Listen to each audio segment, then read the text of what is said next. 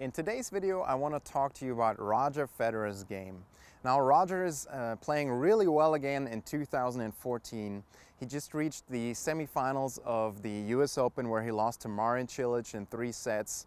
Cilic ended up winning the US Open and Cilic played amazing in this tournament. In the previous Grand Slam in the Wimbledon, Federer reached the finals and he's back to number 3 in the world. So he's doing a lot better than he did in 2013. Now last year, 2013, I said that Roger really needed to make some major changes to his game if he wanted to get back to the top of the game and compete with the best players in the world. And Roger has certainly made some major changes to his game. Now with the help of his coach Stefan Edberg, he has improved his net game a lot. Roger is coming to the net a lot more, which allows him to really put more pressure on his opponents, and as a result he is standing closer to the baseline. He is mixing things up with serve and volley so that he can use his big serve. Players cannot just neutralize the serve by floating the ball deep, because at any time Roger could be serve and volleying.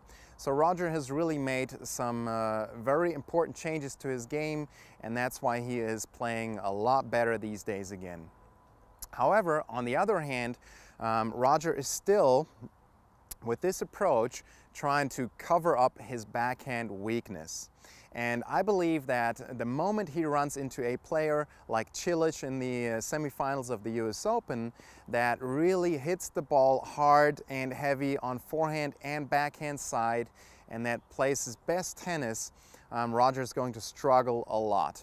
For example, if Roger plays against Novak Djokovic the way he plays now and Novak is at his best, I believe Roger has no chance. Same thing against Rafael Nadal. Why is that the case? Roger's backhand is simply too weak, and I just do not see how he can get away with that kind of a weakness against these players in top form. And Cilic showed us that. He played absolutely phenomenal. His serve was excellent, his forehand was powerful, his backhand was powerful, and he kept putting pressure on Roger's backhand. Roger was not really able to get into those situations where he can come to the net in an offensive position and use that improved net game of his. So in order to really compete again for number 1 in the world, in my opinion, Roger has to improve that backhand. That will be the next logical step.